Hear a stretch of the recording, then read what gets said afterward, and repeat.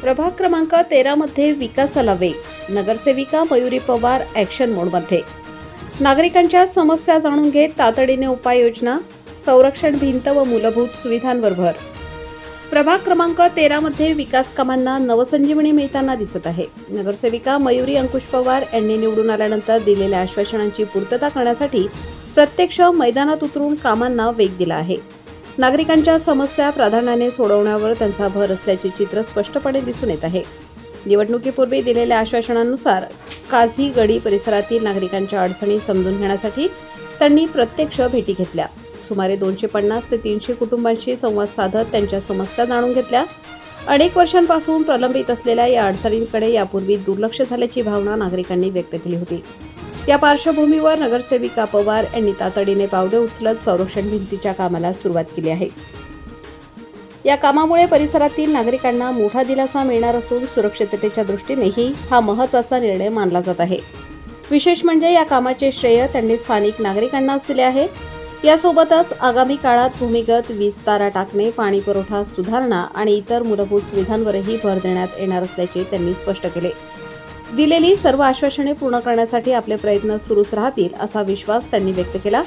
प्रभागात सुरू असलेल्या या विकास कामांमुळे नागरिकांमध्ये समाधानाचे वातावरण निर्माण झाले असून पुढील कामांकडेही सर्वांचे लक्ष लागले आहे. नमस्कार. सर्वात प्रथम मी माझी ओळख करून देते. माझं नाव मयुरी अंकुश पवार, नगरसेविका आहे मी प्रभाग क्रमांक 13 मधून. आमच्या इथला काजीगडीचा संरक्षण भिंतीचा जो 25-30 वर्षापासूनचा जो प्रश्न होता, तो प्रचाराच्या दरम्यान जेव्हा मी तिथे गेली तेव्हा मला लोकांनी तिथे लक्षात आणून दिला की ती जी गडी आहे ती वारंवार पावसाळ्यात आहे ना ढसळत जाते. त्याचा काही भाग खाली येत जातो. तिथे राहणाऱ्या लोकांचे तिथे घरं आहेत, त्या घरांचं सुद्धा नुकसान होतं, घरांची पडझड होते आणि ती खाली येत जाते. तर तिथे संरक्षण भिंतीचा एक प्रश्न होता. लोकांना मी तिथे आश्वासन दिलं होतं जेव्हा मी प्रचाराला गेली होती तेव्हा, की ह्या संरक्षण भिंतीसाठी मी पूर्णपणे प्रयत्न करणार आणि त्याचा पाठपुरावा करणार.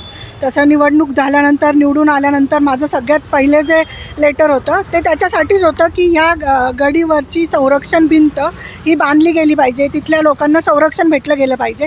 त्याच्यासाठी मी प्रयत्न केला. पहिलं पत्रही मी त्याच्याच संदर्भात दिलं आणि प्रशासनाने त्याची दखल घेतली आणि ते काम आता पूर्ण होणार आहे. तुम्ही चांगलं कार्य केलं.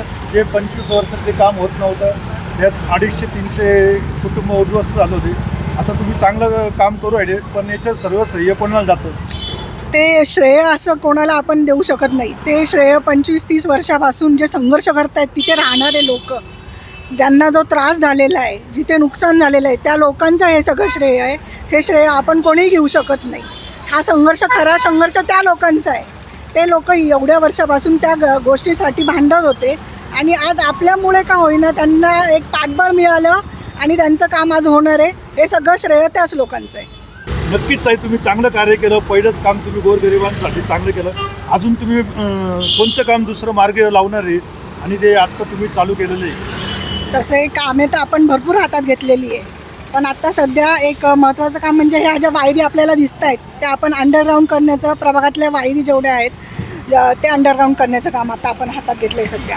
याच्याबरोबरच आपण पाण्याचा प्रश्न असो, लोकांच्या सुरक्षिततेचा असो किंवा लोकांनी अजून काही प्रश्न उद्भवलेले असतील ते आपण सोडवण्याची प्रयत्न करणार आहे. आणि कामं असं मी प्रत्येक वेळेस बोलून दाखवणार नाही, तर आपण कामं करून दाखवणार.